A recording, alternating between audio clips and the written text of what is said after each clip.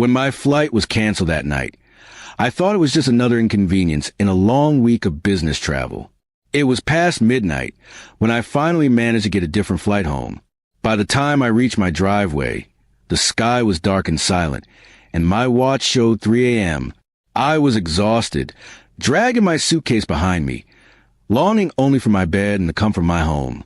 As I reached the porch and quietly turned the key in the door, I noticed a faint glow of light coming from the living room. I paused. My wife, Clara, was never one to stay up late. Maybe she couldn't sleep without me home, I thought. I opened the door slowly, and before I could even step inside, a man's voice rang out, startled and confused. "Baby, who's at the door?" For a second, the world froze. My breath caught in my throat, and I stood perfectly still. The voice wasn't loud or angry, just surprised, sleepy, and unaware that someone else had entered. I didn't say a word, unsure how to even begin to process what I just heard. Then Clara appeared from the hallway, wearing a long robe, her eyes wide as she realized I was standing there. "Evan," she whispered, disbelief written all over her face. "You're home." The flight got canceled. I managed to say quietly, "Who's here?" Before she could answer, the man stepped into view, tall, in a gray hoodie, holding a mug of tea.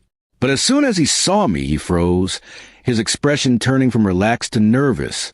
For a heartbeat, the silence between us was unbearable. Then Clara spoke. "Evan, this is Daniel, my brother." I blinked. "Your brother?" She nodded quickly. "Yes, he arrived last night. He didn't want to bother you. It was so late, and I didn't think you'd be back until tomorrow." Daniel gave a small, awkward smile. "Hey, man, I'm sorry. I didn't mean to scare you.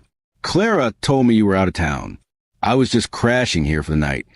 Relief washed over me, though my heart still raced. I hadn't met Daniel in years.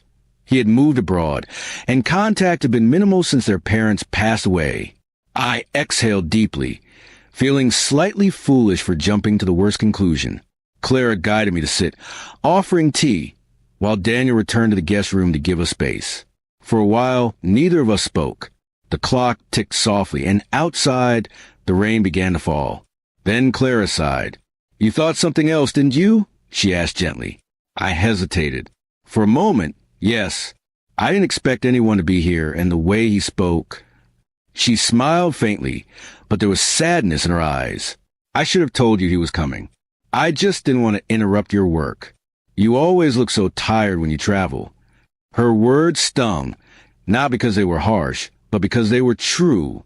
I had been so focused on my projects, my deadlines, and my meetings that our conversations had become shorter, colder.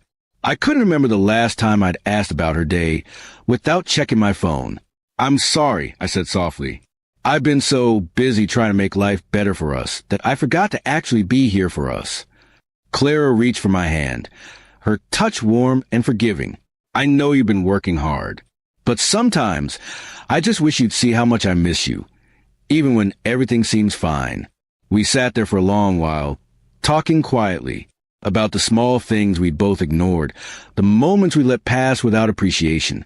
The misunderstanding that had just happened wasn't about another person. It was a reflection of how far apart we drifted in silence. By the time the sky began to lighten, the tension between us had softened into something tender and real. Daniel came out with his bag, ready to leave early for his next stop, and I helped him load his things into the car. He smiled knowingly and patted my shoulder before heading off.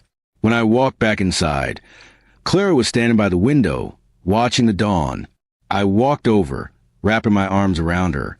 For the first time in a long while, I didn't think about work or the clock or my next flight. I just stood there with her, present, quiet, grateful. That morning, as sunlight filled the house, I realized something simple yet profound. Misunderstandings are bound to happen when people stop truly communicating. But with honesty and patience, even the smallest moment of confusion can turn into a reminder of what really matters: love, trust, and being there for one another. Moral communication isn't just about words. It's about showing up, listening, and never assuming the worst.